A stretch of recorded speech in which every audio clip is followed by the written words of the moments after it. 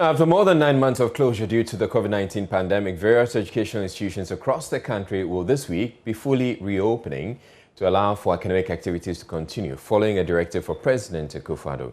While this will allow for the resumption of in-person tuition, there are growing concerns about how the schools will enforce strict COVID-19 protocols to prevent the spread of the virus.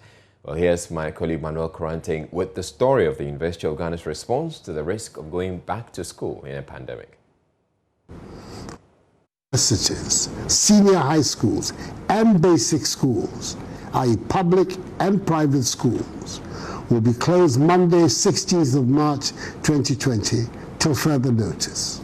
This announcement by President Akufo-Addo will change the face of education in Ghana at all stages, particularly the tertiary level. In no time, online education will replace the conventional face-to-face mode of teaching and learning, at least for the next 9 months, when the schools will remain closed. As students return en masse to resume academic activities, management of educational institutions are exploring varied options in a bid to limit the possibility of contraction and spread of the coronavirus. At the University of Ghana, where one of Ghana's first 2 cases was recorded, this caution cannot be overemphasized, even if it means sticking to its e-learning module and running a shift system to curtail the number of students present on campus at a particular time. Professor Nanaba Apia Amfo is pro-vice chancellor of the school. And so this arrangement then allows students to come on campus.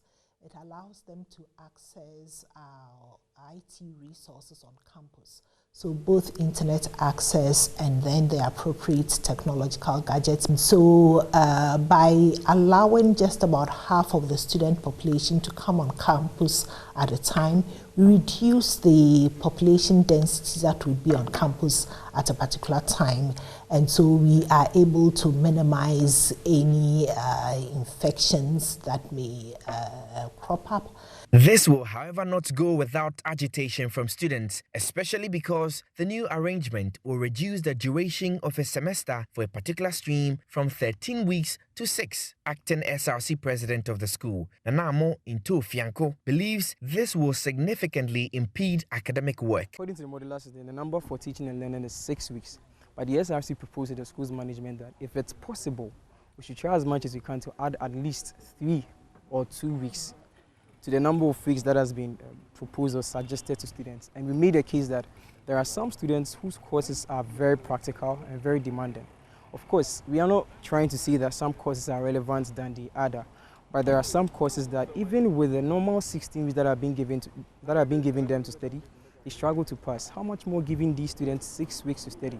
But for most of the freshers, the experience of a full-blown online teaching and learning module is new and presents too much uncertainties. It's not that easy for me because from SHS, we are not equipped to that online program. So since we are doing it through online, it's somehow difficult for me. I prefer there should be a manual system, but due to the pandemic, how we do it, you have to manage. We did IT, but we didn't get the time to use the online, so coming here will be good.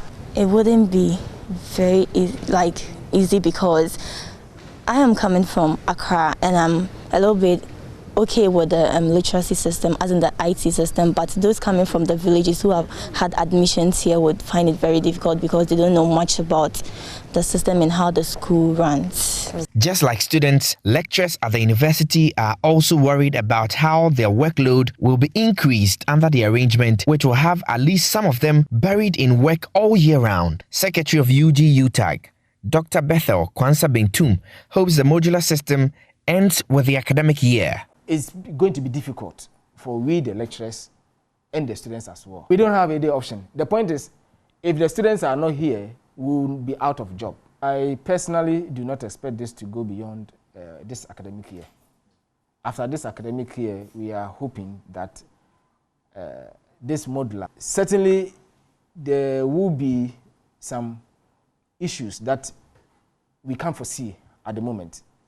But I believe that all of us wish we go back to the normal 13 weeks because, in fact, it's about teaching and learning, not just teaching.